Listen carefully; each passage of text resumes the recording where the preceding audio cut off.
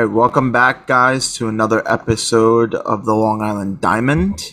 I forgot what episode it is. I think it's 4. Not really sure.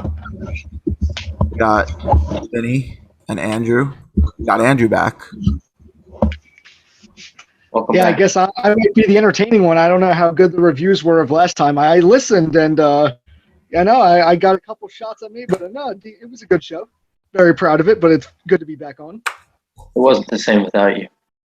Yeah, we missed you dearly. Nothing is. We see how it is. Now he's a robot. All right, I think we got him back. Yeah. He froze for a quick sec. Okay, yeah. All right. Now or Yeah, you're okay. You're not that bad. okay, perfect. Yep. Okay, so what we have is another Jeopardy game that I created this time. No shit answers. No incorrect answers. Yeah. San Diego Padres on the World Series. Okay. So, are you guys ready for the Jeopardy? Oh man. Yeah. Oh yeah. All right. So to determine, so this is what we're gonna do. Okay. I'm gonna pick a number 1 through 5. No, I'll do 1 through 10. Whoever's the closest to it, okay. You could go over it or under it. It doesn't matter. Whoever's closest to the number will get to choose first. Okay. And we're not going to do it like how me and Vinny did it, because the way that me and Vinny did it was kind of just because there was no host. So what we're going to do is we're going to call out, like pretend there's a little buzzer, like go, whatever. All right. Whoever I hear first gets to answer the question. Okay. And if the person gets it wrong, all right, the other person gets a chance to steal the points. Okay. And if you get it wrong, do you lose the points? Yeah, you don't have Okay. to steal if you don't want to. If you don't know the answer, you don't have to. Okay. Get his points. Okay. Yep. So we're playing Family Feud and Jeopardy. So okay, so how am I gonna indicate that I'm the one who gets to answer the question? Am I gonna like clap, or am I gonna make a fake buzzer noise? Yeah, do a little. That's totally cringy, dude. The people are Okay, gonna then just call out. Just call out. I know the difference between your voices. Okay. Just call out. All right. I'll do my Andrew impression. Do your Peter Griffin impression. Later. That's great. All right. Okay. So, Vinny, hold up. All right, Vinny, you'll be team 1 just because I like you a little more than Andrew. And Andrew, you'll be team 2. Love it. Okay. So I have a number on my hand right now, okay? Or hands. Could be 2. Could be 2 hands. Could be 1 hand. I have a number right now. Whoever guesses the closest to it or on gets to go first, gets to pick the number first. So, Vinny, what number? 4. Andrew. 86. 27. 27. Oh, I just got it. Did you get 86? Yeah, I got the 86. 8. The 86. All right. At 86, I was thinking like, all right, he doesn't understand what we're doing. And he said 27. And I'm like, oh, he's a scumbag. Okay. All right. The number was 10. So, Okay. Andrew, you get to choose first. We'll wait for Vinny to get back so that. I had to shut my door. Okay. All right. Good. Let's go to World Series moments for 300. What was it? World Series moments for 300. All right. You guys ready? Yep. Okay. Who came in out of the bullpen to finish the final 5 innings of the World Series Game 7 in 2014? I got it. Andrew? Madison Bumgarner. The answer is Madison Bumgarner. Andrew, 300. What's the next one? World Series moments for 200. Who hit the walk-off home run in the Game 6 of the 2011 World Series? Oh, I know. I can give you a hint. It's an iconic call by Joe Buck. We will see you tomorrow night. I just can't remember the guy now. Oh, Dude. Vinny, do you know the answer?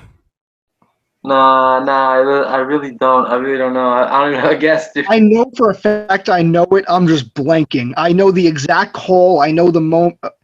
He was a big guy. He was a guy who always came up big in the World Series for the Cardinals year after year. He was like a postseason hero, like multiple times. He had a game tying triple, the walk off homer, all in that. Was it Freeze? Was it Freeze? David. It was Freeze. I was saying David. I couldn't remember the name. Okay, I gave it to him. The only reason why I got it was because Andrew decided to say he was a postseason hero for the Cardinals, and he was like, and that gave me like that. That was the only reason why I knew the answer. Like I kept like I kept saying to myself, David. I couldn't think of the last name. Okay. And I was talking. Yeah. Okay. Once I found out, once I knew that, I have to pick. Sorry, but once Andrew reminded me that the Cardinals won that year, then I was like, okay. World Series moments 400. Since Andrew likes World Series moments. Who has thrown the only perfect game in the World Series? I got it. Don Larson. Don Larson is correct. The fact that you know that, like, bro. I'm a Yankee fan. Well done, Andrew. Let's change it up a bit. Achievements for 400. Achievements 400? Yeah. What player has the most Ks in a season in the 2000s? That's like 2000 to 2021, right? Yep. Yeah. This century. Okay. The most Ks in a season. Is it Randy Johnson? No. Randy Johnson. Oh, it is. Oh shit, it is. The big unit. Andrew, bro. Ooh, trades for 300. Trades for 300. I took a gamble on that one too. Who was traded for exactly $1? Cameron Maybin. Cameron Maybin is the answer. Wait, when are you guys gonna have to explain that to me?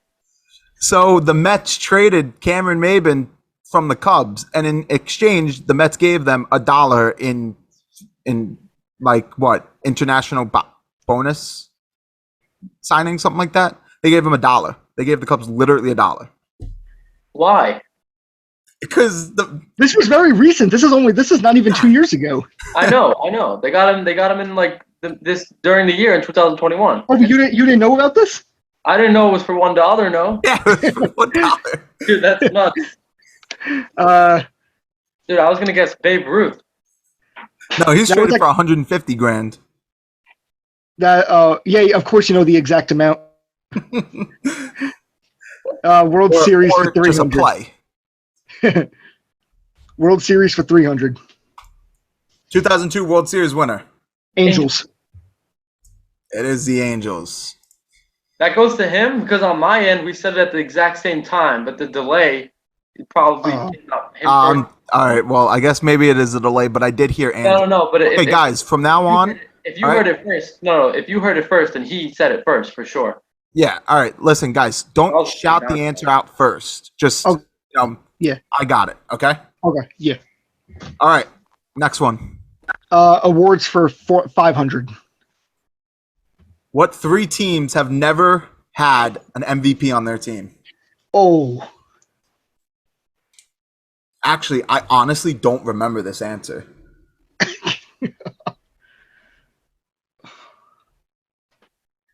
Wow. Think out loud here. Okay, I got it. No looking it up because that's an easy lookup. I found it on Google in 3 seconds. So we have to get all 3 to get the points, and if we miss one, we lose the points. Yep. Yeah. Oh wow. That's something. Yeah, Wait, this so wait, one's Can I ask you a question? Like, so these are all modern day teams, right? Like Modern day teams. Yep. Montreal Expos and no. No, there's no Montreal Expos. There's no Cleveland Spiders. There's no Boston Americans. Okay. well, that's just the Red Sox. Well, yeah, I know, but they were called the Boston Americans. Yeah. I'm just like, giving off like old names. Because you could say the same thing for the Montreal Expos. That's just the Nationals. Yeah.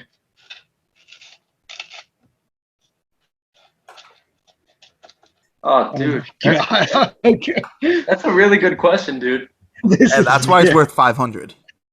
This looks like one of the this looks like one of the questions on the one that you found from last week. just like what, like where is this coming from? You made this one, I right? made it. Okay, perfect. Yeah. It's all made. Yeah. Dude, that's crazy, bro.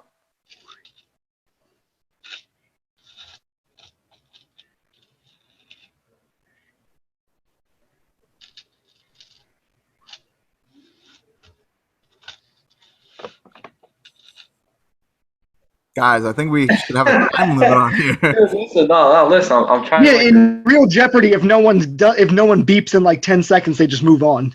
Yeah. Wait, Vinny, are you willing to like take the like if we agree to just skip this one, you good for that? Yeah. Because if I give the wrong answer, then we lose points, right? Yep. Yeah.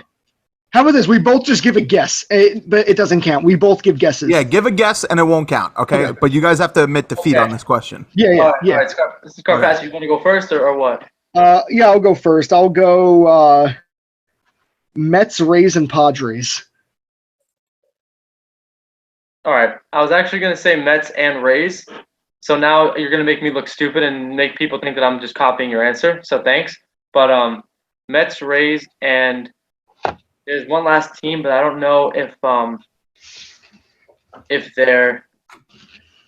had, I think they had a first baseman who was an MVP. I don't want to say his name because I don't want to make myself look stupid. But dude, this is a wicked one. Well, it makes me feel better that you said the Mets because off the top of my head, I couldn't think of a Mets MVP. No, me either. If you can't either, then we can probably assume the Mets don't have one. No, bro, I was thinking like Darryl Strawberry, like he won MVP, and I was like, I know David Wright never won an MVP, and the Mets didn't really have a standout player Yeah. recently. Well, here's the problem with MVP. It only takes one standout season. Like, there's a lot of forgotten MVPs. Yeah, I'm sure. That's what makes the question really hard. Yeah. No, I was gonna say I was like Toronto, but yeah, Josh Donaldson, and then I was like, what's like a shitty team? And I was like Miami. They had Giancarlo Stanton. And I was actually gonna say Milwaukee. Ryan Braun.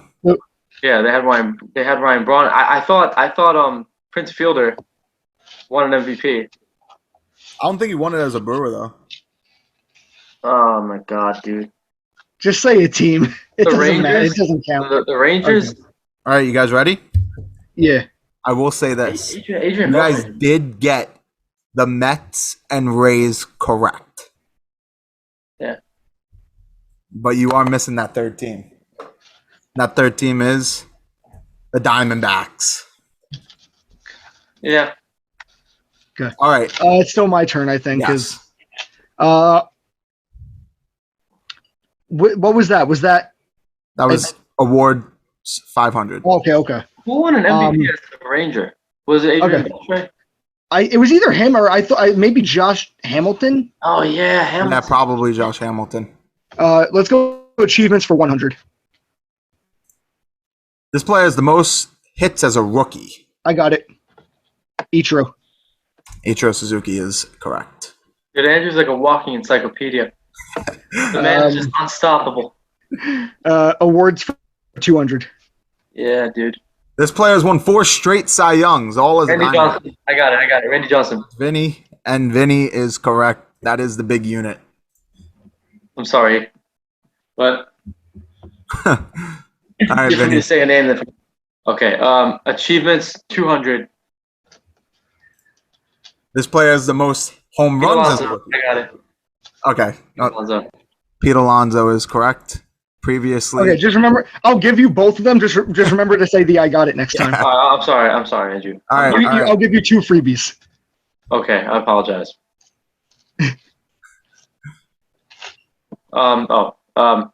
Trades 200. Trades 200.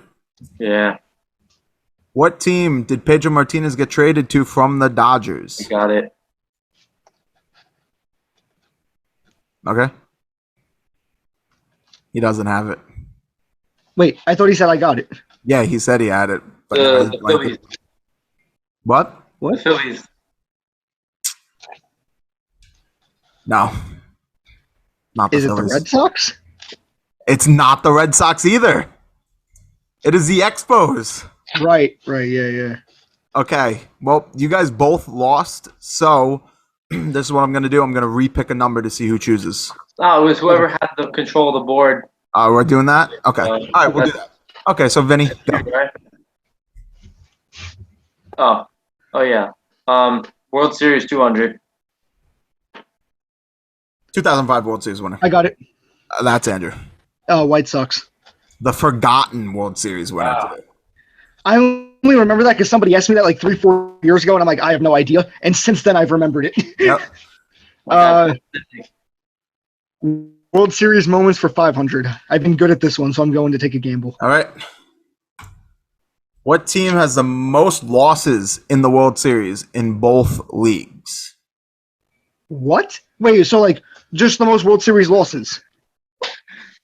Wait. So What's the question? Like what does in both leagues mean? Like both teams. If you lose 4 games in the World Series, does that count as 4 No, losses? no. I meant okay. No, game. World Series the series, like most Okay. World Series losses. Okay, so I got it. It's the Yankees. And Okay. Now I okay. Dude. I got to do it at this point though. I'll say the Cardinals. Oh, sorry, we were logged out. no, we weren't locked out, but the meeting said that it's going to end in 10 minutes. So You should get an extension. I think. I don't know. Sometimes Okay. it gives it to you. I said Yankees and Cardinals. Yankees and Cardinals. Yeah. You are wrong. Fuck.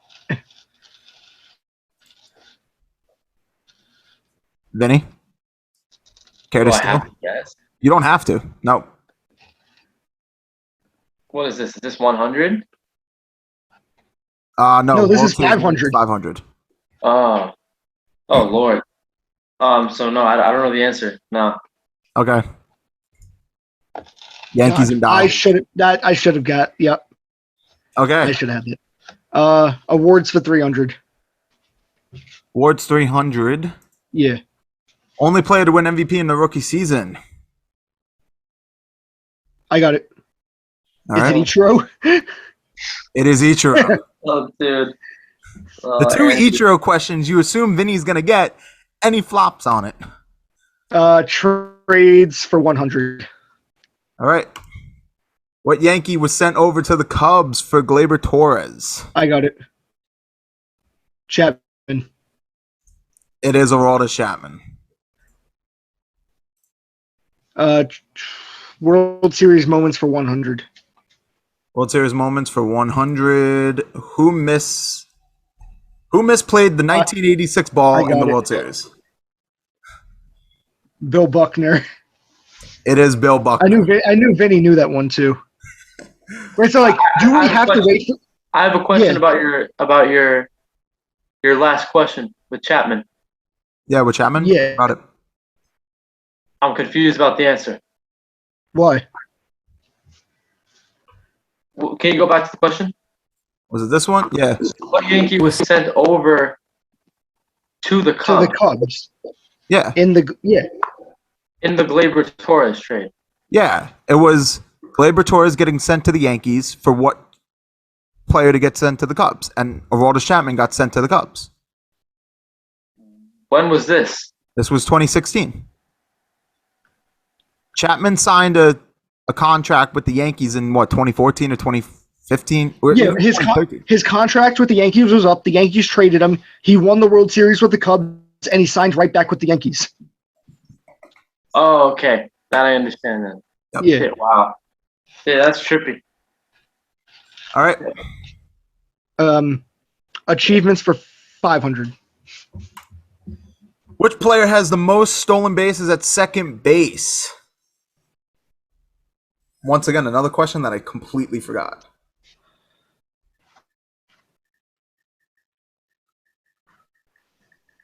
Oh, man.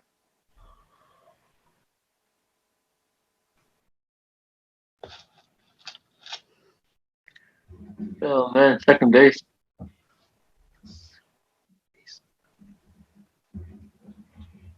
James, is this like modern era baseball, or is this like the beginning of? Yeah, can you give us a hint on what time period this guy is from? Because if it's the guy, I'm thinking of a guy, but like, can you give us like an era, whether it's like not like the exact decade, but like what range? Yeah, give me 1 second. Yeah, we'll do that. Like if neither of us can get it, we'll get a hint from him. Yeah, no problem. Let me just get this real quick because I forgot who it was. I should have made a list of who it was, but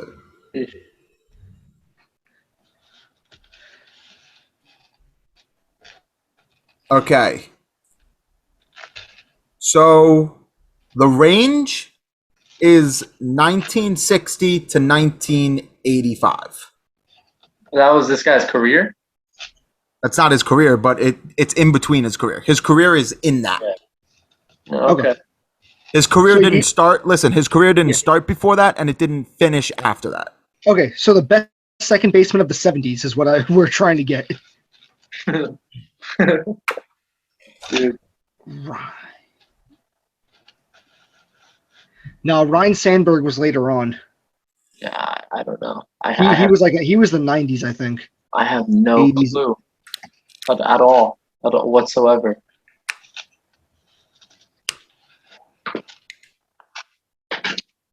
Yeah, I don't know it. You guys don't know the answer, so you I'm want. No. not answering. So. Yeah. So you're both just Yeah, concede.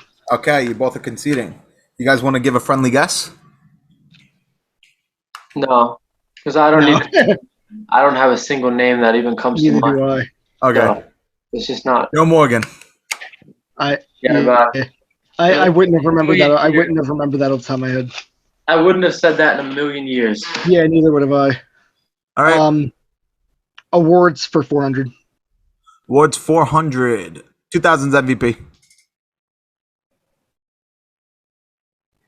Wow. Actually, now that I think about it, I may have botched this question. Just Wait. Oh yeah, like AL or NL. okay. Now that all right, I remember. It's one of them. All you have to say is one of them. All right, I got it. You have to say either or. I got it. Okay. Vin's got it. Alex Rodriguez. Alex Rodriguez was not the 2000 MVP. He won it in 05 and 07. I don't even know if it's worth me guessing at this. I don't know. I mean, you're up by 1,800, so. Yeah. I want to get it, but at the same time, I don't want to lose the points. Like, 2000.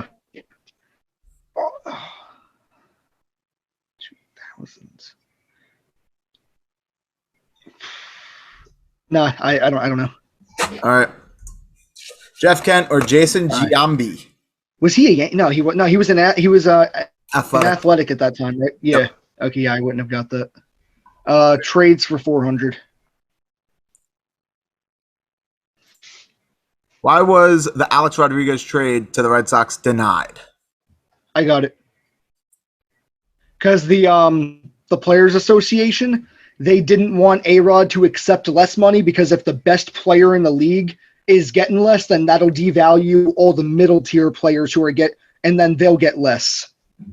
So A-Rod was willing to accept less. Yeah. Yeah, basically devaluating. This isn't exactly what he said, but this is basically what he said. So A-Rod was willing to accept less money to play, but the Players Association didn't want the best player to make less because then that would make everybody's value to go down. next one. Achievements for 300. Achievements 300. This player is the quickest to 100 home runs. I got it. Is it Aaron Judge? It's not Aaron Judge.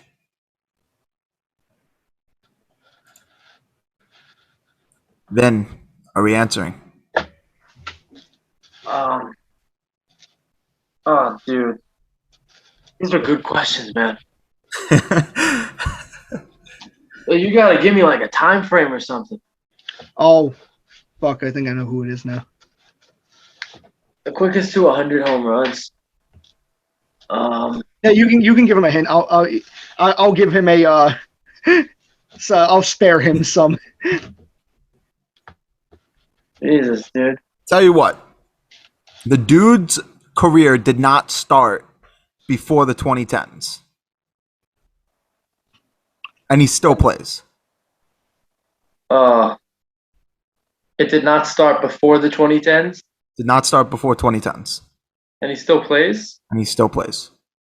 Oh, Lord. All right, it's saying that I have less than 1 minute left. I don't know why it does that. It didn't do that the other times, but Why did I forget? I don't know. So it's yes, okay, yeah. Mike Trout. is that Is it your Stanton? guess? Yeah. Ryan I Howard. know. Oh, never would have got that. Wait. He's still. No, his career started before the 2010s. Oh shit! I meant to say 2000s. He won the 2000 World Series. I botched it. 2009, yeah. I botched 2008, it. You know 2008. what? You know what? You know what? You know what, Vinny? I will not subtract points from you. Yeah. Okay. That's fair. That's fair. I did botch that for you. I am very Yeah. sorry. It's okay. Because once you said that, there was no way he would have guessed him. Because I was thinking to myself, I was Yeah. like, I was thinking to say 2000, and I meant to say, and then, well, we're back. A little technical difficulty because Zoom doesn't want to extend my video. Don't know why. But other than that, we're back to this. So I botched Vinny. I'm very sorry about that. But Andrew did get his points deducted because he did not say the correct answer. So we have 5 more slots on the board. Which one are we going with, Andrew? I'll go World Series 400. 1920 World Series winner. I got it. Is it the New York Giants? Honestly, I don't want to botch this. I'm not Would gonna lie. you- Don't want Oh, okay, yeah. Yeah, it's the New York Giants. They beat the Yankees. That was the first time the Yankees were in the World Series.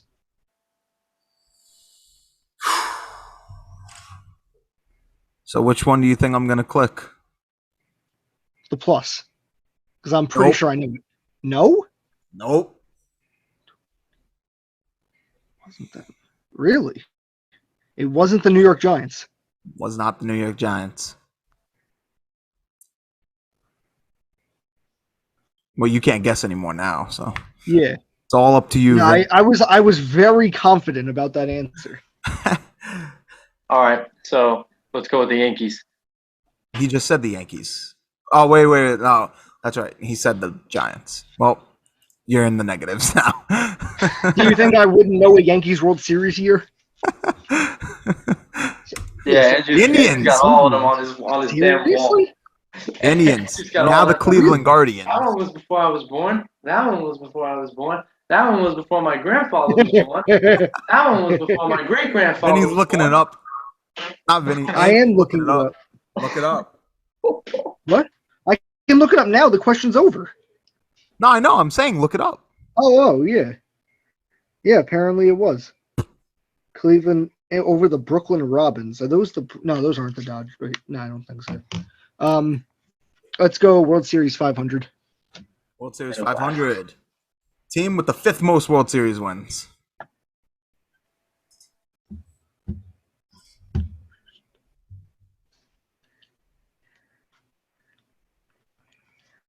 I got it. What's your answer? The Athletics. Not the Athletics. I got nothing. With the Red Sox? It's not the Red Sox either. It is the Giants. The Red Sox have to be in that range. Red They Sox gotta and be- Athletics are tied for third. Okay. Okay, we got 100, 100, and a 500 left. Dude, what about the Athletics? Where are they? They're tied with the Red Sox. I said that. I'm sorry. I missed that. Very good. So it literally goes Yankees, Cardinals, then Red Sox, A's, then Giants. So Yep. we were both okay, yeah, so we were both right. And it's probably like a 1 or 2 World Series difference. I'll let you know. Red Sox have 9. Athletics have 9. Yeah, and Giants have 8. Damn, okay, we were both right there. Sure. Dang. World Series 100. Let's go, Apache. I got it. Dodgers. Then it is the Dodgers. You're my. Good Lord. It's funny. My sister probably knew that. My sister has watched probably 2 baseball games in her life. Awards 100. Which player has the most MVPs? I got it. Barry Bonds. It is Barry Bonds. Oh, And bro. then, yeah, the Guy last Andrew knows everything, bro. He is literally. Last one. Who has been traded the most? I got it. Traded. Damn it. Is it yeah, Vinny's got to give an Traded. I'm thinking like re-signing. Okay. No, I'll let you like get a pass. Like you don't have to answer it if you don't want to lose the points right now. No. It's okay. I don't think it matters at this point, Andrew. Because I have a wild guess. It came in my head, and I kind of want to say it. Rich Hill. It's not Rich If Hill. I get this, I don't know what I'll to give do you with everything myself. I have, Andrew. Is it Edwin Jackson? That was my second It is guess. Cameron Maven. Okay. Because Edwin Jackson and Rich Hill like played for like the most teams or something. Like Yeah. they re-signed the most or they've been signed. I mean, for more teams. my score in the end was kind of ass, but it was because like once I knew the spread was so much, I started just messing around with like with the 500 answers. I'm like, fuck it, why not? Like the first like 80% of that game I did very well, and then I lost like I thought I lost 1,600 points at the end. Okay. Good game, Andrew. Good game. Listen, Good game. Fuck. Vinny, you're now 0-2. Yeah. You're now 0-2. How does that feel? So that means me and you have to go up against each other. Then Can I make one? Can I make one? create one. Create one. create and I'll one. give you host. Hey, Yeah. cross my heart. I'll create one. Okay, but You know how to make one, right? I mean, I could just tell you. It's easy. yeah. Just go to jeopardylab.com and it says create a one, and that's for sure. And then it just has I'm you gonna fill create them a bomb ass one too. It's gonna be all freaking like batting average stuff. What? Who has the I most would- hits in the month of July? How many stolen bases does Juan Pierre have? Yeah, we better get our Make sure Juan Pierre. we better study our Juan Pierre stats. Tim LaCastro's 90-foot sprint. 29.1. No shit, you know that? I think so. Look, Fuck, let you me look. probably do know it. You probably do. Holy shit, that would have been a good question too. That would have been a good question. All right, anyways, 30.7. 30.7. you were close. I was close. But no, good stuff. Good stuff. That was good. I'm gonna make one for you guys because I'm 0-2. So I'm like I am the New York Mets of the group. So I guess that makes sense.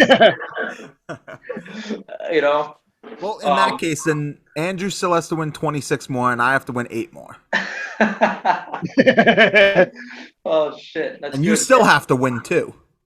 Yeah, but, You only have to win like, 2. the point is when you first start, you suck so bad. You're the worst. and then you slowly get better and better. You win one, then you suck for another couple of decades. You win one, And then you never win another one and ever. then you never win again until 2022. I hope I don't care if the Mets win one like ever, but I hope they don't win for another 4 years, just so they can go 40 years without winning one. You're a dick, but yeah, I'm sure you also want us to see us spend all that money on free agent signings, and then still fail, because that would suck. For sure. No, I'm a Nets fan, so I understand that one. All right, well, guys, we were supposed to do this for episode 2, and we just never did. So we could do this now, So I'm on the, Long Island Diamond Instagram page, and I'm looking at the topics for episode number 2. We just never did it. But before we get into that, I do want to mention that the Players Association has come up with a counter offer. Did anybody even take a look in that? Yeah, there was a lot of different scenarios where, I heard, they could agree on this, but then the sides really want these specific things that the other side doesn't, so they're not negotiating some of them. Mm-hmm. I heard, okay, so I have a friend that pitches in college. He pitches for Casanova. It's in upstate, I believe. I can actually tell you in a second. Let me get to this. I could definitely tell you. It's in his bio. So one of the big ones I heard was the Players Association wants universal DH. The owners don't, because the National League owners don't want to pay for another player. Well, what I heard was he told me. I'm not saying Steve Cohen specifically, but in general, them. Yeah. So, all right. So this is what I've heard. Okay. What I've heard was, this is coming from my friend. This is what he's bet. This is exact word for word text message. Okay. Here's what I've been told by someone whose nephew works for MLB offices. Okay. Maybe missed the first week of spring training. We already know this because, listen, it's already been implemented. Automated strike zone for minor league. Yeah. Okay. It's already been AAA. The AAA has it. AAA is going to be having it. So he's already won for 1, 2, 3, 4 things. Okay. So this is kind of like going in the right track. Easier free agency. He didn't go into it. It just says easier free agency. Okay. The players want easier free agency. Yeah. The owners don't. Yeah. And they don't want the 6-year service time just to get out. And then the other thing is universal DH is a definite. So those are the 4 things that he told me. So far, out of the 4 things, only one of them is true so far. We can't, we can't say that the spring training one isn't true yet because spring training isn't even around yet. We still have to wait. But as far as we know, it looks like spring training will be possibly cut down a little short. So that's what I got. I don't know if he wants me naming his name out there, but that's what I got from him. That's what he said to me. Those are the 4 things. So I honestly think I believe that the universal DH will come. I do believe in that. I believe that the automated strike zone will move its way to the major leagues very, very soon. And I absolutely hate that idea. Do you guys like that idea? So I see both sides of it because it's it makes sense to try it out in the minor leagues first. Because if it works in the minors, then they'll do it in the majors. But this is the weird thing about it. It's obviously it doesn't make a difference. What I'm about to say, it doesn't make a difference for the MLB itself. But you have 500,000 umpires in this country between little league, school level, travel games, minor leagues, independent leagues, everything. Yeah. So they're going to have to learn from the ground up how to call balls and strikes just so the actual guys at the top don't have to. That's the one thing that doesn't make sense to me. But at the same time, the MLB is what makes money. That's the real professional league. You want the calls right, but it just doesn't sit right with me. The idea that a guy fresh out of umpiring school is going to have to call balls and strikes for the 12U game, but the Joe West doesn't have to. Yeah, Joe West has an AirPod in his ear listening for a strike or a ball. That's amazing. What I think, this is my personal opinion. This is what I think should happen. My dad actually came up with this idea, and I kind of agree with it. I hate the automated strike zone. I hate it. I don't want it. But, I also do want umpires to have accountability for what's going on. So, I think it's the Korean Baseball League. Umpires who mess up really bad, like continuously, they don't ump for their professional league anymore. They're doing that. I personally agree with that. I think that should be happening.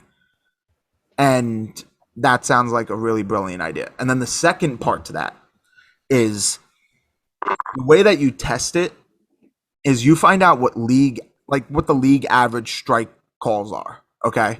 If umpires are calling balls and strikes correctly at like a league average of like 80%, then umpires who go 5 games, in the majors with a league average below 5%, below 80% of like strike and ball correct calls, that's when they get sent down to the minors. That's what I believe with an automated strike zone. You find out what balls and strike calls they're getting correct. And if they cannot fix it, if they refuse to fix it, then they have the accountability held to them. What would you guys think of this idea? I don't know how efficient it would be, but so obviously, like, you have the challenge. You get one challenge a game, and you don't want to use it on a ball or strike, and you can't. But hypothetically, say you could, you wouldn't use it because if you lose, you don't want to lose the challenge over a single ball or strike call. But I'm wondering if you have like 3 challenges separate just for balls and strikes. So if something is really, really off, you can use them. Or if it's a really big count, like a 3-2, 2 outs, bases, people on base tie game, and it's a really close call, then you can use it for that. And it's not a challenge that they would take a million years. It's a snap of the finger. We want to challenge that. Yeah. Okay, look at it. 2 seconds. Is it good? Is it not? So like you get your one challenge a game that you use for whatever you can use it for now, and then you get, like, I don't know what the number is. You can make it 1, 2, 3, 5 ball and strike challenges that you use either if you really think a call is off, or if it's like a really tight window and and losing the challenge doesn't matter in terms of the game efficiency anyway. So again, I just don't know if it'll slow the game down. But again, those kind of challenges shouldn't take more than 5 seconds. Look at the replay, whatever it is. It's okay, but I don't know if like you guys would agree with this, but that pretty much strips umpires of way too much of their autonomy. So now umpires have no autonomy almost whatsoever. If a manager could say, hey, I challenge that ball, that's actually a strike, and instead of being on first base, it's now a strikeout, so the runner has to go to the dugout. That just takes I understand that games can't continue to be ruined and completely decided by umpires, because think about the amount of games that have been literally decided by a ball or strike call. Armando Gallo. That's why I think like the ball strike challenges, because then it's like the really big calls you can double check to see if they're right, and if there is just one random call that's really off, you can challenge it. Yeah. So it'll have the really close calls that matter right, and it'll correct just really bad calls at any point. You remember when but the only downside is it's like it adds another factor to the game that makes it a little more complicated and a little more time consuming. Yeah. And so you have to balance that. I wouldn't have a problem with it as long as the strike call takes like literally 10 seconds. And yeah, that's what I'm saying. Yeah. 10 seconds. Yeah. So if it takes 10 seconds, no problem with it. But if it takes like 3 minutes, like replays do, then that's when it's. Well, the difference is it shouldn't, because when you have like a call in the bases, you have to check every angle, you have to slow it down, versus you have the automated strike zones already. Every network has it. So it's one camera angle. They have 3D boxes. They have the like the warm temperature that shows like kind of where it went in and out. Like ESPN shows like the 3D angle that it shows where it came. Like again, all you got to do is look at that. If it lights up a certain color, it's a strike or not. Yeah. But if they have the automated strike zone, right? If they have the automated strike zone, why do you need any challenges at all? Because no call should be wrong, ever. Well, you're saying that it takes away the. Well, no, I'm not saying automated strike zone for the. Like the networks already have it. They've had it for 10 years already. Yeah, of course. Yeah. Yeah, but so you're saying like let's have automated strike zones for the actual game and challenges. You can check it whenever like the umpires make the ball and strike call on the field. If a manager wants to say that was shit, you check it. Okay, so that's a completely different concept from the automated strike zone. Yeah. It's the umpire is still calling it, but it just gives more. It prevents the really bad calls from happening, and any really big calls at the end of a game or with runners on base, the manager can challenge. But you're not saying it's not a fully like the automated strike zone exists, but it's not always there. It's only there when you need it. Dude, yeah, but okay. So you're saying umpires have the autonomy to make the call. Boom, right? So it's until there's a reason not to. Okay. Yeah. So that being said, the umpire makes a terrible call. The manager doesn't think it's that bad. That could go either way. So he doesn't say anything, but he could challenge it. And the umpire makes the call. Yeah. There's no he's not being told what call it is. It's not no automated strike zone is making the call. The umpire is the one that is deciding completely. Yeah, it's like normal baseball only. It's like normal baseball right now. Okay. You're just adding instant replay for balls and strikes. That's all you're doing. Yeah. Yeah. So that's your idea. That's what you're That's suggesting. his idea. Yeah, my idea is the league average thing. Like, so basically the whole game you go an umpire calling balls and strikes. Okay, no automated strike zone, but they are able to see the percentage of correct calls you have. They figure out, like, what they do is for 2022, okay? They don't implement this at all, but they figure out the percentage of each ball and strike call, okay? Like, that's correct. So if they have statistics for that already. Yeah, I mean, they already have statistics for that. So they can even implement that in 2022 if they wanted. My idea in 2022 if they wanted to. But let's say league average is 80% correct. Okay, umpires get balls and strike calls correct at 80%. What they do is, if an umpire, for example, shitty ass Angel Hernandez, has 5 games with an average of, let's say, 67% correct calls, that's when he is off duty. You cannot have umpires not have accountability for what they do. Like, I can't find the Twitter page now, but it's like a Twitter and an Instagram page. They released the report of every umpire, like every game, and it'll show it shows 2 columns, like actual strike calls and actual ball calls, how many were right, how many were wrong, and then it shows the umpire's consistency of what his strike zone was and how off he was from it. And also, that's another thing. If I see that an umpire is very consistent, if they get 75% correct calls, but they are very consistent with their calls, then if they always have a slightly higher strike zone or lower strike zone, it's not. Yeah, then that's different. If an umpire likes to call a lot of balls, if somebody throws a ball in the zone and it's a strike, but it's up in the zone, and he likes to call those balls that are thrown, like he likes to call balls instead of strikes that are up in the zone, I don't have a problem if he's around 75%. But it's when you dip down to 67%, in that area, and you're not consistent. That's Angel Hernandez for you. That's Joe West for you. As much as Joe West is he's a veteran in the umpire, for an umpire. He's been there since he was young. That dude's getting the golden pass for baseball. You guys know what that is, right? I mean, it sounds pretty straightforward. Just because of his like his status of like his seniority. Yeah. Well, the golden pass for baseball applies to players and umpires. So the golden pass is if a player has 7 years of experience, he gets a golden pass. He gets to go to any MLB game, not postseason, for free. Okay? And then for umpires, it's 20 years. If you're in the league for 20 years, any MLB game, not postseason, for free. He's getting the golden pass.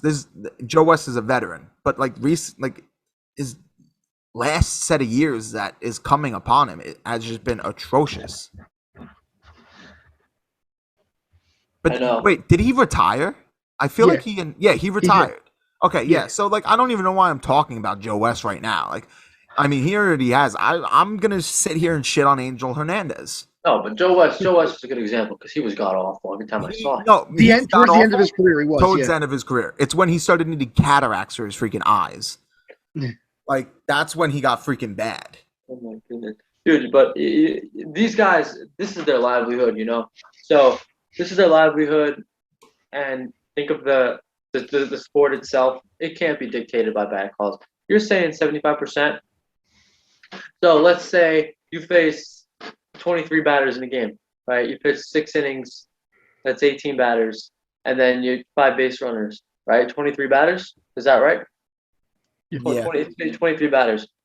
On average, 4 pitches per batter on average, right? That's 92 pitches, right? So you're saying 75% of that, right? So 75% of those pitches have to be correct. yeah. So 69 would have to be correct out of what I say, 92? Yeah. Of 92. Yeah. So with that math, right? That's wait a minute. 92. I think it's a lot more than 80%. That's 23. That's about 23. Well, I'm just saying, calls. like, that's like if every batter that the pitcher faces, that's just on one side. Of course, it's just one pitcher, obviously. But you know, if he's getting the same percentage on each side, then it's the same percentage total. So say that's 23. If on average every batter there is 4 pitches thrown and he's getting 75% right, that's 1 pitch per batter that he's getting wrong. You know, that's a lot.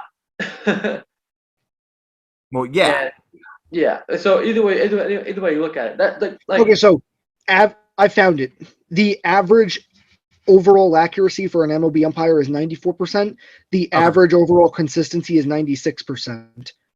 Okay. Yeah. So if someone is not consistent, so you have to put both into factors. Okay. If someone is at league average or above league average for consistency, but they're below league average for correct calls, I don't see a big issue with that. And then,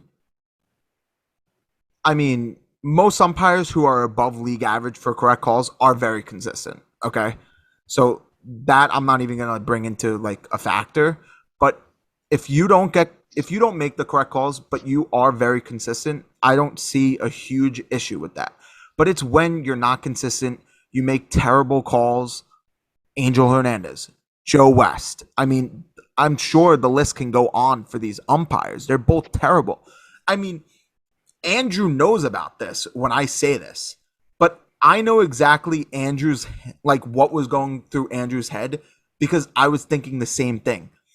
In the ALDS, when Angel Hernandez was at first base,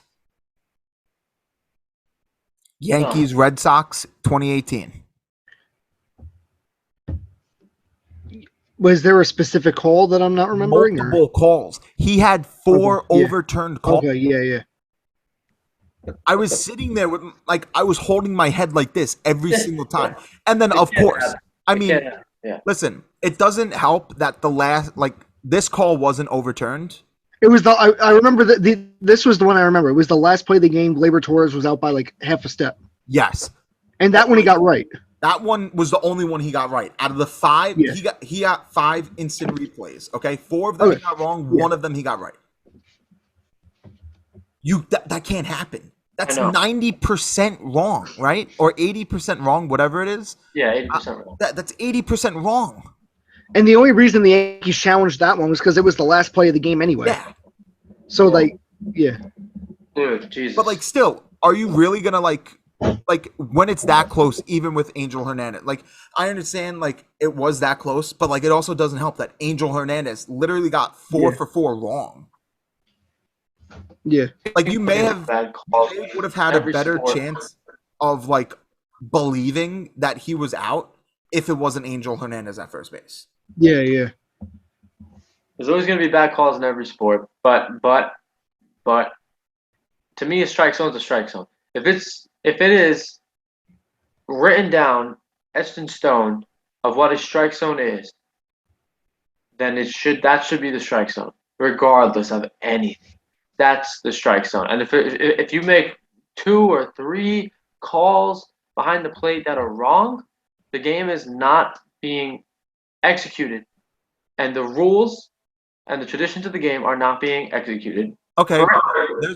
So you should want an automatic strike zone then if that's do you your want the mentality. automatic strike zone? Of course. Okay, but I thought you said you didn't.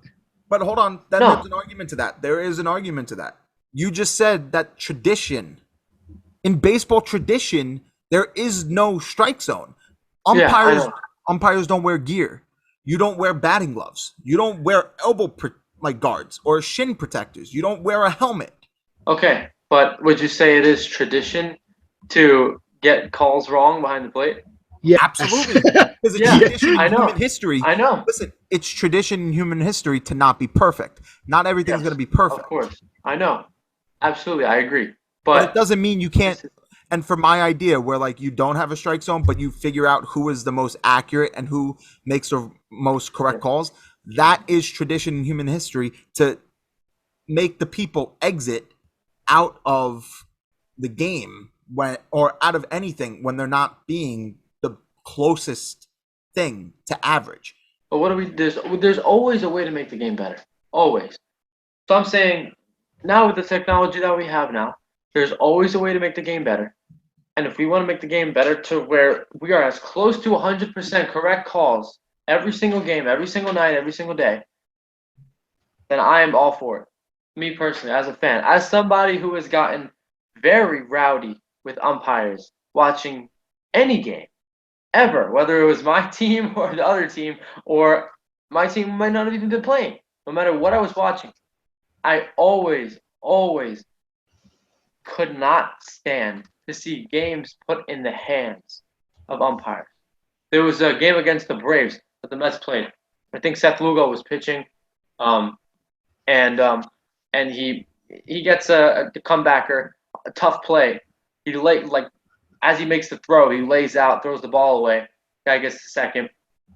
Next thing you know, there's the Mets lost the game on a Freddie Freeman walk-off roller infielder. The ball did not get to the outfield one time, but the Mets lost the game on a walk-off. So I don't know if they faced 4 batters or 5 batters, but the ball did not leave the infield. That's all I know. Okay. And there was I just remember this game specifically. There was a ball 4 call that was strike 3. And if this is the game that I'm remembering correctly, that costed the Mets that game. And I always remember that I was livid because it was strike 3 to everyone but that umpire. And ball 4, whatever, Freddie Freeman ends up at the plate, hits a roller, safe at first, Mets lose. Stuff like that determines games. It changes the game. It changes who wins and who loses, and it could change everything. And it just can't be happening. And now if we're at a point in time where we can fix that and we can improve, then I think we definitely should if we want to make the game better. We absolutely should. It's always been a common practice for the MLB to be reactionary, not proactionary. Like the reason instant replays, the reason you can't hit the catcher anymore is because of what happened to Buster Posey. Now that he wasn't the first catcher it happened to, but he was the most notable in that kind of time period when it was thought of, hey, maybe we should get rid of this. And so instant replay started because the first year of instant replay was 2014. If you guys remember, 2012, Chipper Jones's last season, final at bat of his career, he hits a loop single into left field, which would have scored a run and tied the game. but they called it the infield fly rule when he was out. Oh Lord. And so if they, Yeah. and that was like, and people were saying, oh, is Chipper Jones going to come back from retirement? Does he want to go out? That was the wild card game. That was the wild card game. It was the first year of the wild card game, and it was Chipper Jones's last season. And I remember that was like one of the big reasons why, not the year after, but the year after that, they implemented instant replay because they would have overturned that at the time. And obviously, 500,000 of the bang bang calls like on any base, but like that was like a major like, how did he get that wrong? Yep. Or like the 2010 Galarraga perfect game. Mm-hmm. And he actually put in a case to make it a perfect game. Just because it doesn't make a difference in the game. It's not like you can easily just make that guy out and take away the next at bat in the record books, and no one would know. He is in the Hall of Fame. Not literally, but he made it to the Hall of Fame. If you go to Cooperstown, he's there. Galarraga? Yeah, he has an area for him. I've never been to Cooperstown. He has a section for him, and which is good. I remember we were talking about it, and we were looking at it, and we were like, all right, he made it to the Hall of Fame one way or the other. Because they have no hitters, perfect games, all that listed out, and everyone has their own plaque, but he got his own little area, and very well deserved area too. So at least they're recognizing it. Everyone, even the umpire himself, has recognized it has said it should be a perfect game. But I don't know. And that umpire felt really bad. Yeah, rightfully so. I can't believe we once lived in a world where we couldn't look back at the play and overturn the call if it was wrong. If you really listen, Vinny, you're saying it's hard to think about, but listen, the majority of baseball's experience has been like that. It's only been like that 7 years. Of course. Well, no, I mean, obviously, baseball's been going on for how long? I'm saying if there's ways we can make the game better, then we should definitely make the game better. In the amount of time that I've been watching baseball, the game has changed a lot. Yeah. Yeah. And we should keep doing that. Like now some of the rules I like because I like they happen, when I was still younger, so it wasn't like I was so used to it. And then there were rules that I was like, I still don't like. I think you should be able to collide into the catcher still. I think that's part of the game that should still be there. I think so, and too. I don't like that you can't do that anymore. And like I remember watching baseball for just like 2 or 3 years when it happened routinely, and then all of a sudden you can't do it anymore. And it's real. It's honestly. But this is another thing to mention.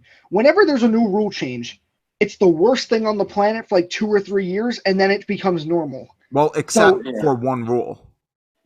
That was the runner on second base. Nobody liked that. No, obviously, but so one of take the blocking the plate rule. That was 2014, also the first year of instant replay. So that was just simultaneous, and you have every MLB catcher who's been playing their entire lives a certain way. Now they have to do something different. And I remember challenge after challenge, game after game would be, he was blocking the plate, he was blocking the plate, he was blocking the plate. And then it would be like, oh, this rule's terrible, it's great, it's terrible. Now it's not. Now it's so normal that it's not like important anymore because catchers know what to do now. And there might be one call in the blue moon where it's like, did he block the plate, challenge it or not? But it's like, it's so normal now that it's not like in the news like it was game after game. There was a challenge about did the catcher block the plate, did he not? And it was just like everybody was talking about it until it became normal. Instant replay in 2014, 2015, people didn't like it because it's not the way baseball is. It's not tradition. Now everybody's used to it. Yeah. What about appealing? Was that always like the runner didn't touch home?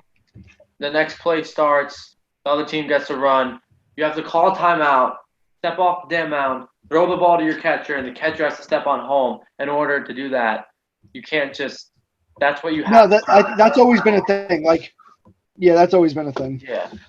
Or like another thing like this, like as long as I've known. I mean, not forever. Runners on third base. A runner's on third base. Ball gets hit to the outfield. Runner tags from third to home. somebody doesn't think that he actually tagged at the right time and he tagged too Yeah. early. And then you throw it back to third. Yeah, yeah. Yeah, and then you throw it back to third. And then the umpire calls him safer out, basically. That's Yeah. it. That's always been around. Appealing like that, that's always been around. Protesting games, that's been around for a long time. I never understood that. Like, what does protesting a game do? I don't think it's ever done anything. Because I remember I don't think it's ever changed an outcome of the game. the only time I ever remember like a protest of a game actually like happening was John why can't I remember?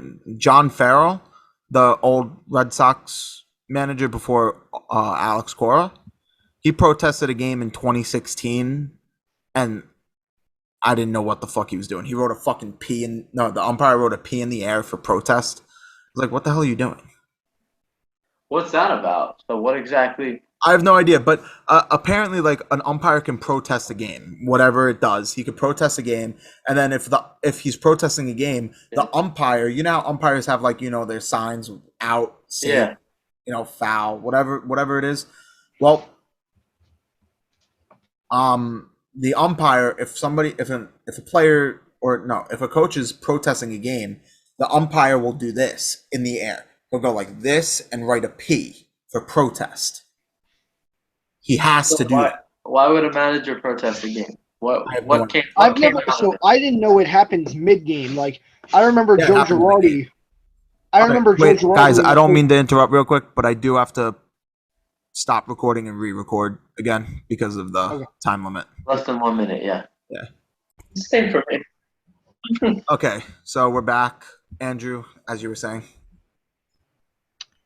Joe Girardi. Oh yeah, so I've never heard of a game that was protested mid-game, but I remember Joe Girardi in a post-game press conference, like he was upset about all the calls the umpire made, like calls on the bases, balls and strikes, everything. He was thrown out of the game like halfway through it, and then in the post-game, he was like, I'm going to protest the game, or he threatened, like, I don't remember it really being a thing as much of it mid-game, but like managers threatening to protest games and stuff, but like it's never actually amounted to anything. It's just them saying the umpire. It's pretty much just a way of them saying the umpire sucked last night. So they'll protest so that'll be like after the first game in a series. Then the second game in a series, they'll start protesting. No, they just go to the league. They just go to the league and say protest the game because of the umpires. Yeah. Okay. Ridiculous. So this is what it says on Google. Okay. Well, not Google, MLB glossary. Okay. So the definition is managers can protest a game when they allege the umpires have misapplied the rules. The umpires must be notified of the protest at the time the play is in question occurs and before the next pitch or attempt play begins. If the play in question ended the game, a protest can be filed with the league office until noon the following day. No protests are permitted on judgment calls by umpires.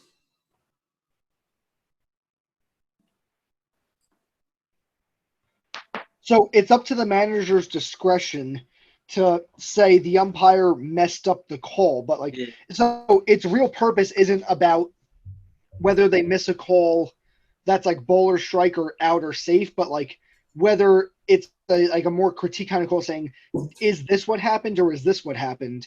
And if the umpire gets it wrong. So like an example would be like, this just came to my head. The only time I ever cursed out an umpire in my life playing was, it was like late in the game. I had a catcher's interference. I swung, my bat hit the catcher's glove. The umpire said strike 3. And I was like, catcher's interference. And I could tell immediately the table started turning in his head because he knew I was right. And he goes, no, you swung the bat too late. That's not the rule. And I know that's not the rule. And so I looked it up after, and I as soon as I got in the dugout, I was like, what's a catcher's interference? And it was the exact thing.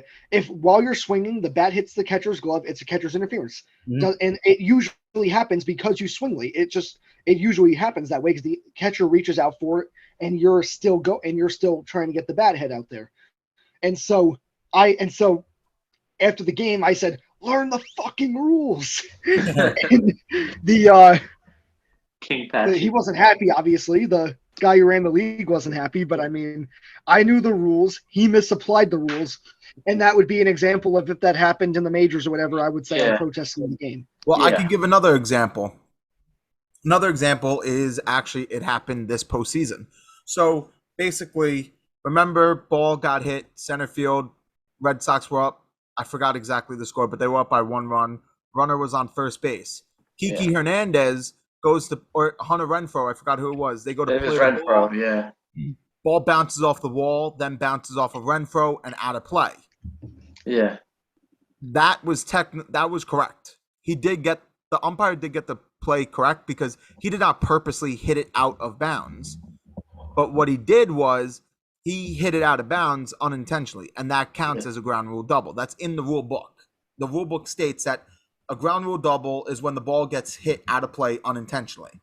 Okay? And that would mean a player knocking it out of bounds unintentionally. But it must hit the ground first. Yeah. And it hit the wall, then the ground, then him, and then Yeah. over the wall. So yeah, exactly. So if it hits him off the glove and then out of bounds and then like a home run or whatever, like over the fence, then that was Canseco, right? That was Canseco, hit him on the head. Zanko, yeah, that hit him in the head. Yeah. A Tigers rookie left fielder, and then he got sent back to the minors, did that off the glove and it bounced into the stands. Yeah. That's been a couple things. So if the Rays manager, Kevin Cash, if he thought that was ruled wrong, he could protest the game for that. Okay. Yeah. So that's what Kiermaier hit that. I think I remember that. Kiermaier hit the ball. I remember that. That was funny because I'd never seen it before. Man, yeah, I was so freaking psyched that happened. But you know what's funny? Kevin Kiermaier was bitching about it the whole time, like the next game to like umpires and stuff. Yeah. And Kevin Kiermaier literally did that season in a regular season game. The ball bounced off the ground. He went to go catch it with his glove. It hit the tip of his glove and went out of bounds, and the umpire called it a ground rule double. But he wasn't bitching then. Of course not. No. He has a bad attitude. I know he does. But I like him. I love Kevin Kiermaier. I like him a lot. And when I say that, I was not saying that anything against his character because I actually do like him. But it's the truth. Like, if one thing goes against you, but the same thing happened for you, like, just don't bitch. Yeah, of course. No, we had yeah, I know. But looking back, when I played, there was I don't know, the rules were messed up maybe because it wasn't the MLB. So we had a slide if there was a play at home. If there was a play at home, if the ball came home while you were running home, you had to slide. You couldn't stand up because the catcher could get the shit knocked out of him. I don't know. Maybe that's probably why. So you had to slide if there was a play at home. So my teammate comes home. There's no play. The ball is not thrown at all. The catcher's standing there, scratching his ass, doing nothing. And my teammate comes home, scores. Boom. We're all jumping up and down. That's the go-ahead run, whatever, or the tying run, God knows what. And the umpire goes, nope, he didn't slide. He has to slide. No score. He's out. Called him out. Out. Not go back to third. Called him out. He's out at home because he didn't slide. We freaked out. There was a huge argument. Fight nothing. I'm fighting the rules. Back then, I didn't know that I could protest the game. And I'm lucky that I didn't know. I don't think you could protest like a Little League game. Well, I'm sure. I mean, if everyone on the team sits down in the middle of the field or something, or if I steal a base like some managers do, then we got a show. But I know it's just stuff like that. That's super dope. Though. I didn't even know that existed. Yeah. Well, it does. Anyway, so we kind of got off topic. Not off topic, but this is what I wanted to do. So I'm going to our Instagram, and I realized I could do this because it's freaking dope. And I realized I could do this. But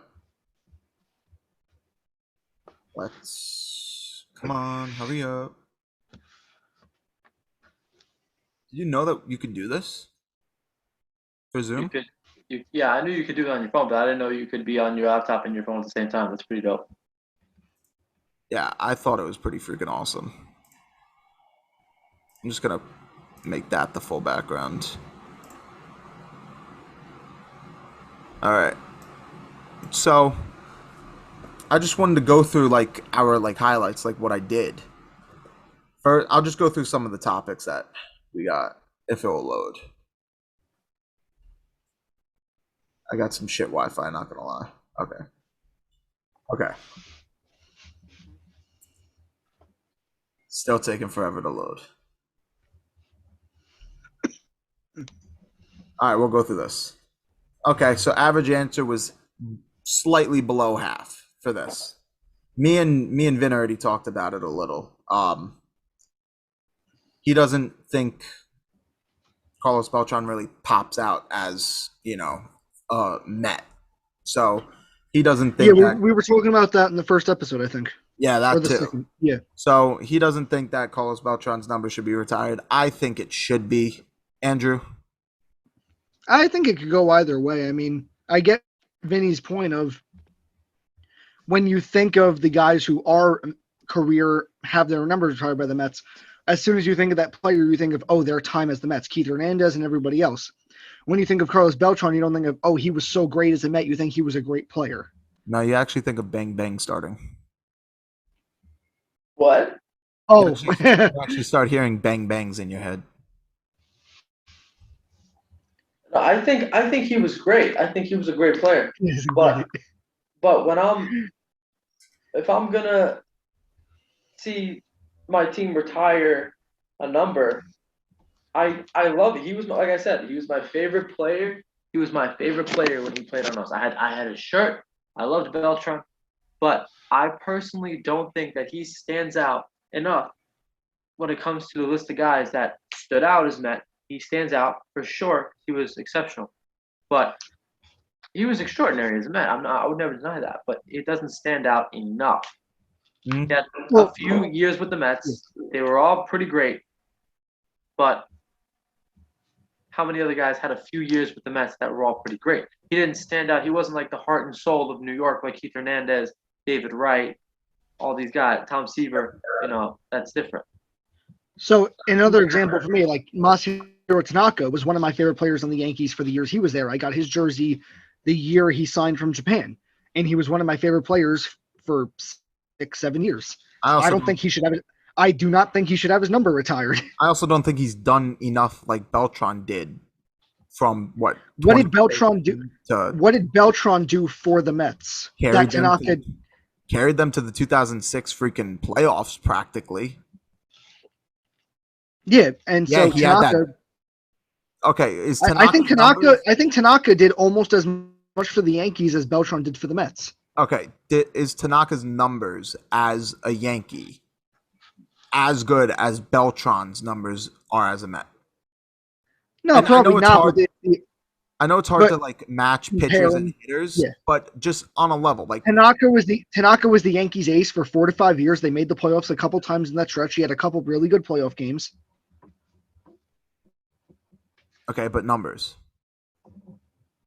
Yeah, he was always a consistent low 3s ERA outside of 1 or 2 seasons. Okay. So is that so I assume that that doesn't consider like not Hall of Fame. That doesn't consider retirement worthy? No. Okay. Now let me ask you this. Not. Someone hits most career home runs was with the Mets. High 280s batting average. High 300s on base percentage. Now He you has want the to Mets bet. record for home runs. Like not for the Mets. He has the most of his career home runs Oh, were wow. with the Mets. He hit the most of his career home Darryl runs. Strawberry and David Wright are the top 2 for home runs. Yeah, that's what I would have thought. No, yeah. that's not what I meant. That's not what I meant it as. No, What no, I know. But like, yeah, but I mean, Yeah. He was a home run hitter. He wasn't just a home run hitter. He has a lot of doubles too. I know. I'm not saying he wasn't. I'm saying he was a home run hitter, as in he hit home runs. He was a home run hitter. He Also, was a great fielder. he was a great center fielder. I know. He was a great all-around player. He won Gold Gloves with the Mets. He won multiple Gold Gloves with the Mets. I have it right here. I have his stats right here. He won 3 consecutive Gold Gloves as a Met, and he was a 4-time All-Star as a Met, 5-time maybe, I think 5-time All-Star with the Mets. Okay, he was great. He was fantastic. He was a Silver Slugger multiple times. He was 4th in MVP voting the year that they went to the championship game. And he had almost 1,000 OPS. So the guy was pretty damn good. But he played 1, 2, 3, 4, 5, 6.5. We went over this again. 6.5 years with the Mets, which is kind of a lot. But I mean, guys like Michael Conforto played about the same with the Mets, and he's also in like the top 10 of all-time home runs for the New York Mets. So when you think of that, Michael Conforto, we're not going to retire his number. I know that for sure. You know what I mean? So that's just my argument. All right, Was he a great player? Absolutely. And should he be remembered as a Met mostly in his career? Yes, not a Royal or Cardinal, but a Met. He had his best years as a Met. Agreed, yeah, for sure. Anyway. But retirement worthy, no. Okay. Well, it's all a matter of opinion. The next one. Obviously, this is easy. All right. Starling Marte will be the next leadoff hitter for the Mets. If not, Brandon Nimmo. But Starling Marte will be that number 1 or number 2. If they have a universal DH, Nimmo would be a perfect 9 batter. Yeah. Like kind of that secondary leadoff guy. I was just showing the bat average. Let's see if this is. I get that, but the 9. No. To me, the 9 hitter, like you said, a secondary leadoff man. That's really awesome. But I feel like if you have a speedy, decent hitter at the bottom of your lineup, that's a good 9 hitter.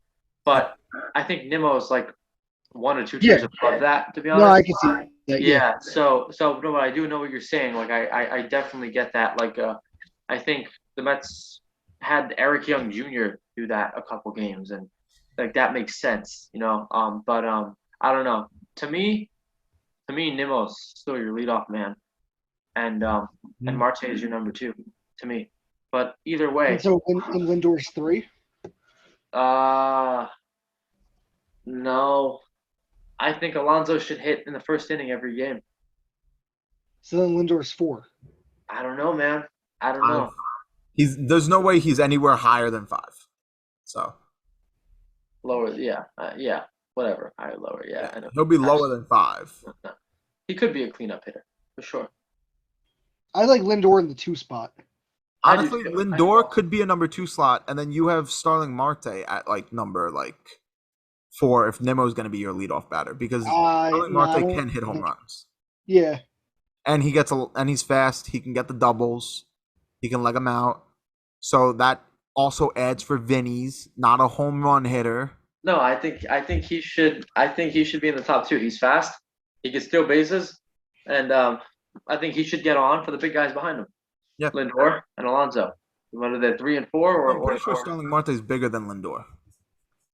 But they do play. They're similar players. They're definitely similar players. Yeah. So I don't know. When it comes to hitting home runs, I don't know who's more likely to hit a home run at any given time, Lindor or Marte. Probably either or. But I do like Lindor in the 2 spot. I think it makes a lot of sense. But that's a really nice top 4. And then I would put Escobar 5. That's me. Escobar is 5 for me. And I actually did a mock Mets lineup the other day on my Mets account. And, I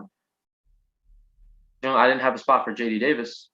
But, considering DH, I have Nimmo 1, Marte 2, Lindor 3, Alonso 4, Escobar 5, McNeil 6, Dom Smith 7, Kana 8, and McCann 9. And I'm thinking Davis and Cano and Smith could all DH, and the less time Cano gets, the better. I don't know how he's going to perform in the field. I don't know if he's going to perform in the field. I don't even know if he's going to get any innings in the field. I don't know. But if he's going to be there, he shouldn't be a sour spot. He should contribute in some way. Mm-hmm. I don't know how, though. I just have to wait and see how it plays out because I don't know how he's going to contribute. I always forget about him. I forget he's a Met. I forget to include him in my lineups. I forget to include him in my roster. I forget about him. I completely forget that he's a Met. So I'm thinking Davis and Smith are going to just flip flop time at DH, and that's perfectly fine. Or Alonso could get DH. Smith could play third, and that and then obviously you have Marte and Kana and Nimmo in the outfield. And I don't know. I want McNeil to play. I want McNeil to be a starter, and he should play every single day. He shouldn't get any time on the bench. So, yeah, I love McNeil. Well, this is a topic that I really wanted to bring in here. I like this question because not this question, this topic. Talk about each of our fan bases, seeing that we all like 3 different teams here. What we like and don't like. I mean, I'll start. I can go. I mean, I have what I like and don't like about each of our fan bases, even mine. So I guess I'll start with mine. My fan base. What I don't like about them is honestly their intensity to provoke violence at the ballpark.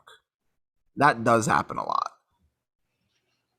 That I mean, it's not just Red Sox fans, but that does happen.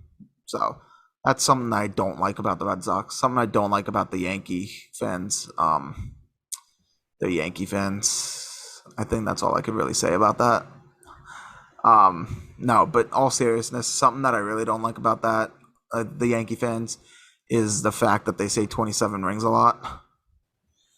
At this point, we just go along with it. I think I mentioned that in one episode. I think I can just rip the Yankees for a lot of things, but I'm not going to. I'm just. I think with me, so what I like about the Yankee fan base, we're very passionate. We love the sport. We're very into it. But where I think it crosses the line and where I don't like it is the beer throwing. There are some people.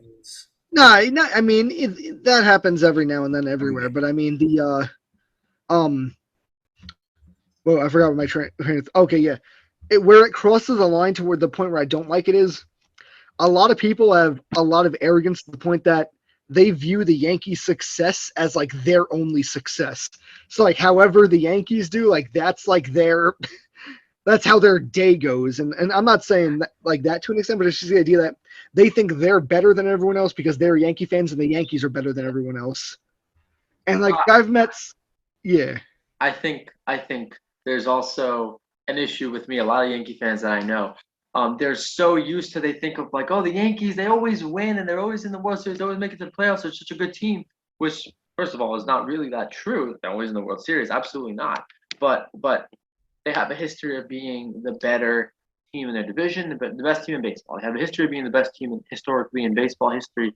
So Yankee fans are used to that, used to always having a winning record and everything. So when their team loses, a lot of times Yankee fans, when the Yankees lose, Yankee fans, even if the game's not over, if they're losing, if I'm watching a game with a Yankee fan that's losing by a run, 2 runs, I'm talking to a Yankee fan, texting a Yankee fan, they are disgusted by their team, and they get so sick of watching. I can't watch this shit. Look, but you're winning. Oh, not for long. Give them another inning or 2. You go from 27 when you're winning, 27 this, 27 that, to this team sucks. I can't stand watching this. It stresses me out. We're losing again. I think this is starting to turn into a rip on Yankee fans there. No, I know, but I could talk about the Mets too, definitely. There's a lot of things out there. What I don't like, what I do like about the Yankees is actually kind of something funny that I don't like about the Red Sox is their fire intensity, because that's what I was saying, the passion. Yankee fans do take baseball a little too seriously, just like I think every other fan base does. I think people take sports a little too seriously, but like Andrew said, when it crosses the line, certain things cross the line, and I just feel like every single postseason game, I always come out. There's always a story that comes out like this guy got beer thrown on him. These people started getting into a fight. It always happens. I remember I went to a Yankee game. It wasn't a Red Sox Yankee game. It was a Yankee Oriole game. Okay, because the Orioles were ass, and those were the cheapest tickets that we could find at a Yankee Stadium game because I wanted to go to Yankee Stadium. And I had a Red Sox hat on. Was that smart? No, but I did it.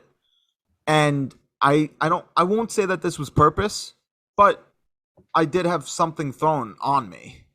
It wasn't like a lot, and it was liquid, but I don't know what it was. It didn't smell like beer. It may have been water, but it wasn't like beer or anything like that. But and it could have been an accident because it wasn't a lot. It wasn't like the person dumped the whole thing on me, but it was a little. So I'm not gonna take that and say that that was purpose. So whoever did do that, I do accept your apology if you're willing to apologize right now. But still, Yankee fan, it just comes out like every single all the time. Like there's just always like a story that breaks out. But I do like their fire intensity of the sport, their passion of the sport. Their passion of the sport is actually one of the best in all fan bases. Oh yeah. I'm sorry, James. You can finish, but now I'm gonna go with the Mets. Now, Vinny. No, wait. Don't take offense. Before you go to the Mets, I just want to add on to one thing that you said because I didn't know you were going to the Mets, so I'm going to jump in and cut you off like a dick. So there's also like a lot of Yankee fans that are just Yankee fans and they don't really know that much about baseball. And it's like I don't know that many Met fans that like don't know anything about baseball, but they just like the Mets because they see the Mets and stuff. Like I feel like if you don't really like baseball that much, the Yankees have a history of success. So it's like, oh, the Yankees are like the face of the MLB. I like the Yankees. And a lot of the time, they can't back up why they like the Yankees. It's just like I just do. Like my family's Yankee fans. Yeah, or it's easy to assume why, like they like the Yankees. It's just like the most world-renowned, notorious. Like the Cowgirls. Team. Yeah, like the Cowgirls. Well, I mean, I think that can go both ways for really anybody because, like, you have people who aren't sports fans who, like, they don't pretend to be sports fans, but they say, "I'm not a sports fan. I'm not a baseball fan, but I'm a Mets fan." Meaning, they know some people who watch the Mets and they, like, I've never met someone who's like says they like baseball, but they don't. And if you get what I mean. Yeah. Anyway, well, the Mets. What I like about the Mets is their heart. It seems to get broken at the end of every season, but they still come back. You gotta believe. Every year, you gotta believe. And then the thing that I don't like about them is just like they're like victim mentality. If you know what I mean.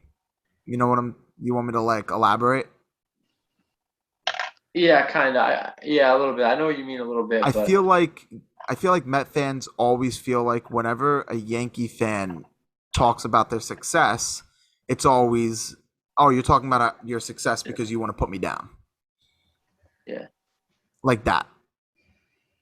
I don't really like get Big that Brother, vibe. Big Brother, Little Brother vibes. Like you're always gonna be jealous of your big brother. But is your big brother really trying to make you jealous? Sometimes they are. And honestly, most of the time they probably are. But every time, are they really trying to do it purposely? Or are they just like a really good fan of the sport? Well, like I highly doubt a Yankee fan is going to take a picture of his TV and say, "Woo, go Yanks, we won 4-2," just so that one Met fan that follows them could feel like, "Oh shit, the Mets." I just don't see that happening. One thing I really don't like is like, actually, I kind of love this about the Mets. How it's like every year, it's like our year. This is our year. We're going all in. This is our year. We're gonna win it all this year. Mark. You have to be a little more realistic. But I love the passion. I love the heart. I love how it's always you gotta believe.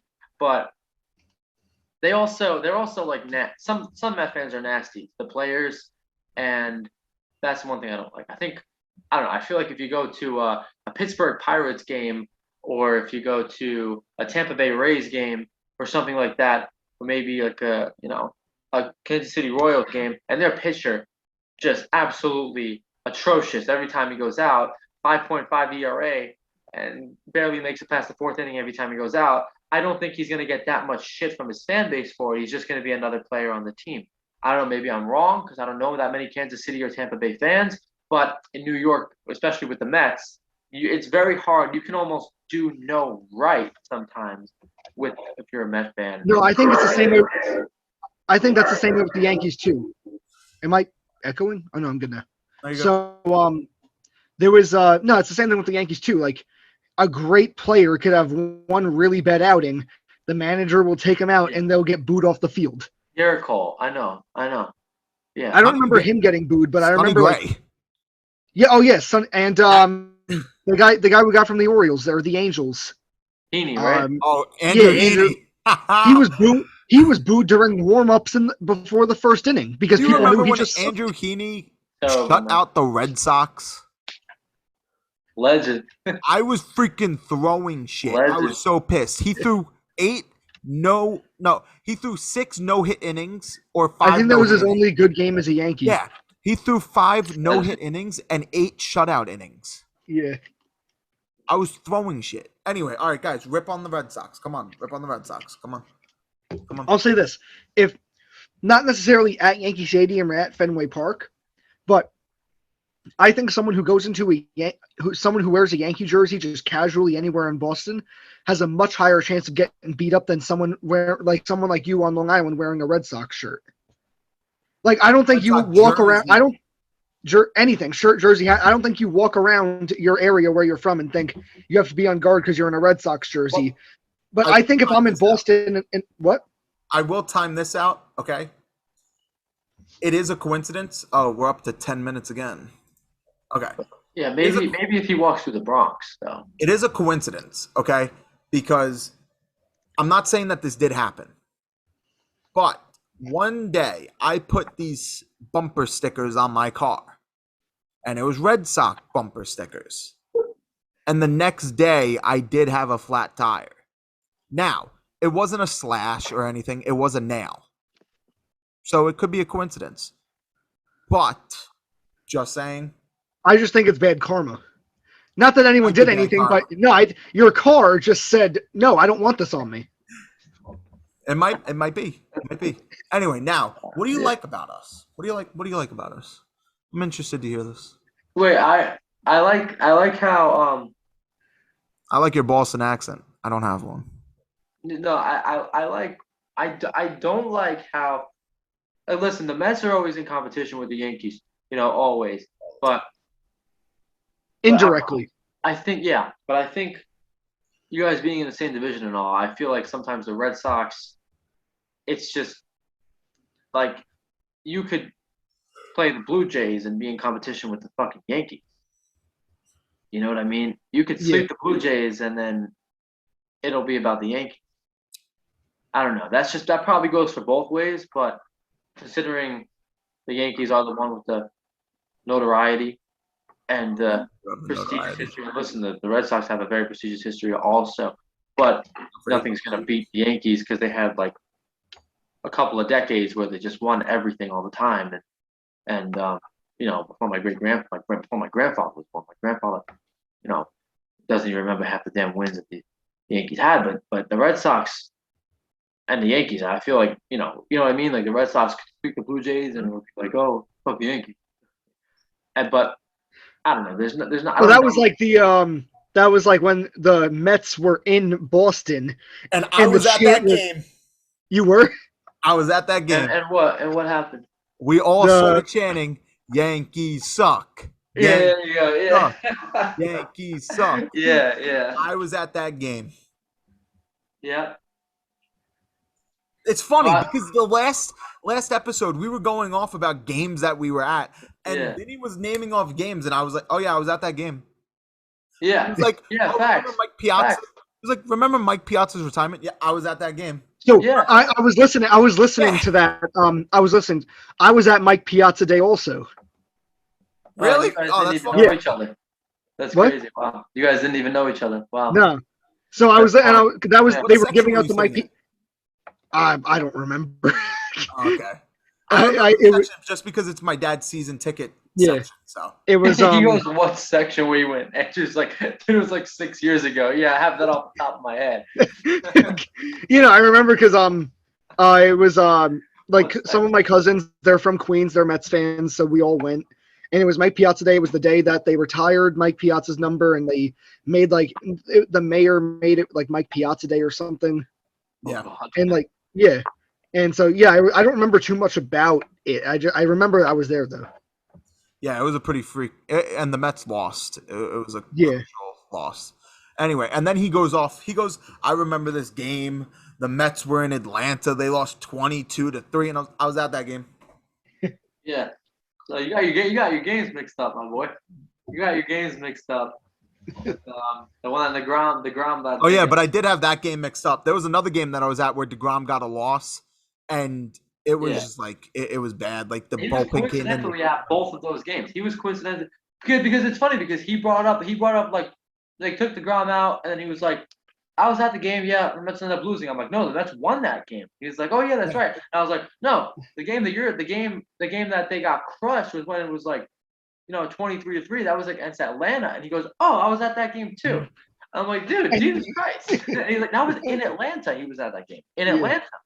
So I'm like, yeah. I wonder if I can have proof that I was in Atlanta too. Like, no, I know that you were in Atlanta. Trust me, I'm 100,000% no. and it's funny because right before we mentioned that, we were talking about the reason why I was in Atlanta was because my brother has a girlfriend that lives in Georgia, and my uncle lives in Atlanta. So we visited my uncle while my brother visited his girlfriend, and my uncle took us to an Atlanta Brave game.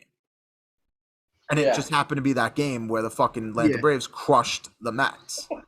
Bro, Albert Almora was pitching. It was bad. Yeah. It was fucking bad. It was bad. Well, anyway, that's what you like about us? What? I didn't really say anything I liked about you guys. Neither did I. Oh, well, I meant Sorry, I meant what you don't like about us. Anyway, now what do you like about us? I mean, Nothing. I don't really know many Red Sox fans in person. Well, you know me. What do you like about me? Nothing. Damn, I take that more personally now.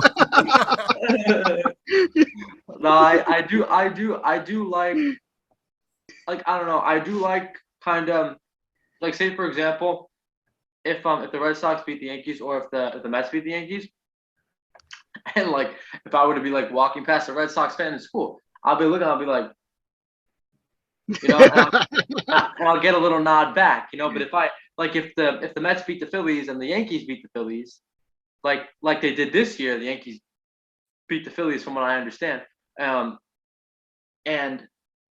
I'll like look at I'm not gonna look at a Yankee fan and be like, because like it's like the neutrality, like the neutral hate for the Yankees. Yeah, it's like it's de facto, but it's there. It's like there. But I don't know. I don't know. That's funny though. That's really funny. I was gonna pull something up, but then I was like, you know what? Let me be nice. I'll just say it. I was gonna say, hey Vinny, remember the 2021 AL wild card? Yeah. When you beat the. That's funny because I was rooting for the Sox, obviously, just because I didn't want to hear the mouths. That's it. That's just it. Like if you guys would just win, you guys would just like really like just go in there and like fuck everybody up. But they did good. They played well. But there's always gonna be a mouth, bro. It's the mouths. That's the problem. I was rooting for the Sox, and trust me, it's not just like I hated the Yankees completely. Like I wanted the Braves to win. I actually wanted the Brewers to win because I was like Braves. At first I was like, yo, Braves. So I wanted the Brewers to win at first, and then I wanted the Dodgers to lose. I wanted nothing more than for the Dodgers. I wanted the Dodgers to lose one way or another. I cannot stand the Dodgers, and I just wanted to see them suffer, perish, and I got my wish. So I cared more. I actually cared more about the Dodgers perishing than the Yankees perishing. Well, maybe that's because the Yankees were already out, but I'm just saying, you know what I mean? Well, anyway, guys, I think we'll cut this episode a little short. I mean, I was having a really fun time until I personally got attacked. No hard feelings. That was pretty funny. But no, seriously, I did enjoy the episode. I did enjoy Jeopardy. Vinny, seriously, make the episode. Make the Jeopardy. I will. I'll make it. I want to have it ready for next week. I am going to take you on, Scarpacci. Yeah. I'm ready for that one, Corbett. All right, well, I hope you guys all enjoyed it. I hope you guys all enjoy. Don't remember to like, subscribe, comment, whatever the hell you want. Follow us all on social media. It will be in the link in the description down below. Also, our Instagram for the podcast will be in the link in the description down below. Check out other podcast episodes that we have. We have number 1, 2, and 3 up. I do have a video of Red Sox talk, just me talking about the Red Sox. That's all I really got to say. You guys? Yeah. I'm ready for that there. Jeopardy to go Yeah. up to. I'm ready to be the only undefeated one left on the crew. I don't know about that one. I'm gonna get my 27 rings. No, the Red like, Sox the Red I'm Sox gonna have to pick get 2 Lions. or 3. No, not what am I talking about? The Red Sox have to get 5 before the Yankees even get 1. So They won 5 before the 4 that they won now. Oh yeah. yeah, I don't know. Like maybe you can ask like my great grandparents, but I don't even think my bloodline was in America when this happened. So I don't even know. Like yeah. Well, the Red Sox won the first World Series in 1903. They won. Yeah, they did. Yeah. As the Boston Americans. And then So the my Cubs won. Yeah, All right. 1903. Yeah, my great grandfather was 2, actually in 1903. I know that for a fact. He was 2 or 3. So yeah, so you guys are real cool. But it was great tonight. It was great, and next week I get to call the shots. Jeopardy. Let's go. Jeopardy. All right, can't wait. If you can't win, you make the rules.